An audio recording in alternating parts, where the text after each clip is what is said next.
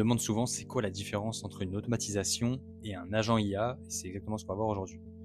Donc ici on se retrouve sur N8N, et ici on se retrouve donc avec un workflow qui est donc un agent IA.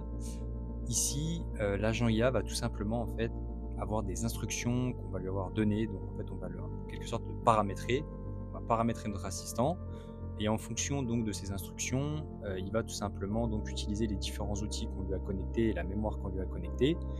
Il ne va pas forcément suivre toujours le même ordre ou les mêmes suites logiques, c'est-à-dire qu'en fonction de la situation, il va s'adapter, et en fonction donc de l'input qu'il va avoir, il va réagir d'une façon différente. Donc ça, c'est les avancées que l'on a fait avec l'IA générative, c'est-à-dire qu'il va pouvoir réaliser donc de l'analyse et adapter ensuite son comportement en fonction des données qu'il a en input et en fonction des consignes qu'on lui a données. Ça, c'est vraiment l'avancée qu'on a fait avec l'IA générative.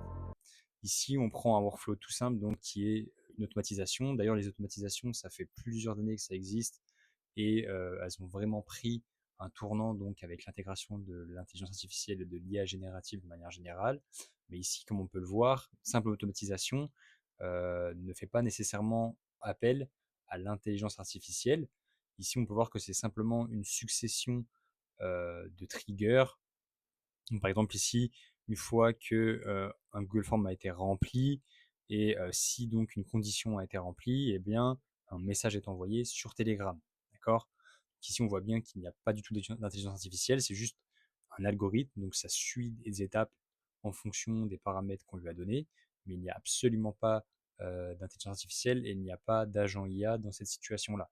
D'accord? Donc ça, c'est le distinguo qu'on peut faire. Si toi aussi tu es intéressé par l'intelligence artificielle, tu as une activité que tu souhaites simplement en savoir plus, j'ai développé donc un e-book gratuit qui reprend donc les bases de l'automatisation IA et qui t'explique tout simplement comment tu peux l'implémenter dans tes process de manière simple et efficace avec des outils simples no code.